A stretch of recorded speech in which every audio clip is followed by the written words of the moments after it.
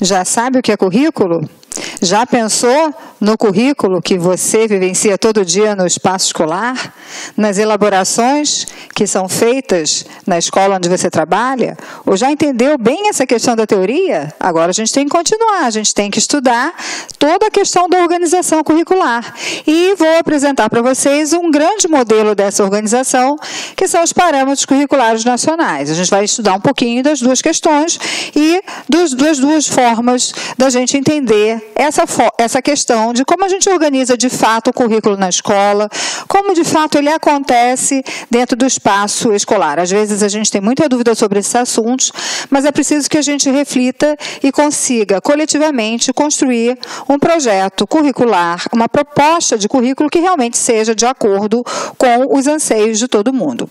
Dentro dessa discussão, a gente precisa ver que a organização curricular, ela parte sempre de algumas premissas, que eu trouxe aqui resumidamente daquilo que a gente já andou discutindo sobre currículo. Então, a primeira delas, os currículos escolares transcendem os guias curriculares. Então, quando a gente fala de currículo escolar, a gente está falando de algo que é muito maior do que puramente um guia curricular.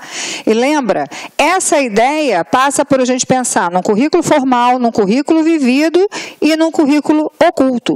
Currículo formal é todo aquele material que está escrito, que é formalizado, onde a gente cristaliza os acordos estabelecidos entre os participantes de todo mundo, aquilo que se define, que é a grande ideia a intencionalidade das aprendizagens que a gente quer que a criança ou que o adolescente façam no espaço escolar.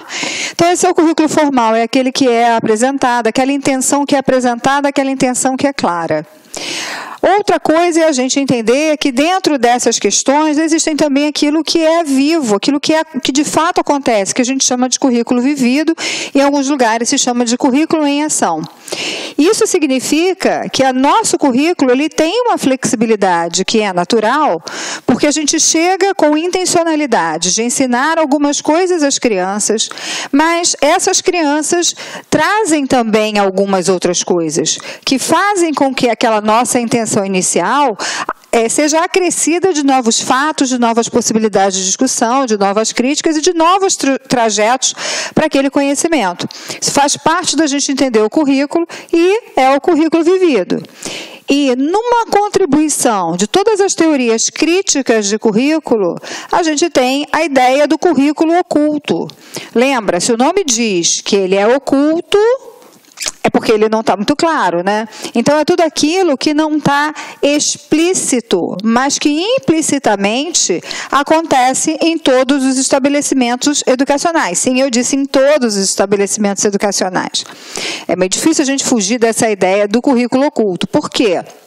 Porque ele envolve justamente as decisões curriculares que a gente sabe que não são neutras e nem são científicas. Envolvem questões técnicas, envolvem políticas, envolvem questões éticas, envolvem questões estéticas.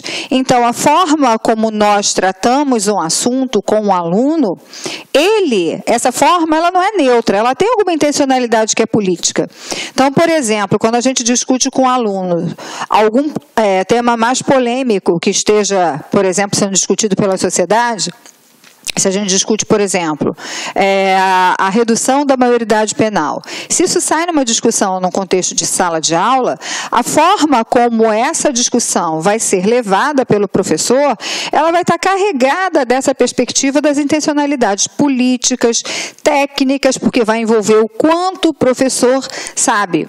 E isso, então, traz a ideia de que existe um currículo oculto que está sendo passado para o aluno. Ou seja, tá ok. Então, assim, eu vou falar que a criança, o menor infrator, ele sabe o que ele está fazendo, porque ele tem clareza, tem uma intencionalidade política aqui por trás. Do mesmo jeito que se eu disser, não, é uma criança, precisa ser pensada, cuidada, a intencionalidade política também estará por trás. Lembrem-se que nenhum ato educativo, ele é neutro. Nenhum ato educativo é isento. Ele tem sempre uma intencionalidade política. o que não significa dizer que essa intencionalidade vai ser repetida ou vai ser aprendida e usada como a verdade de cada aluno. Mas o que a gente tem que entender é que essas questões estão presentes. Estão presentes também quando as premissas preconceituosas do professor, e aquele preconceito, e a gente tem que assumir que todos nós temos preconceitos, porque todos nós nos constituímos numa esfera de diferentes preconceitos, e eu não me refiro unicamente à questão do preconceito racial, mas também a outros preconceitos religiosos, preconceitos contra a questão estética, por exemplo, com os obesos, ou com os baixinhos, ou com os mais altos, e assim por diante, tá?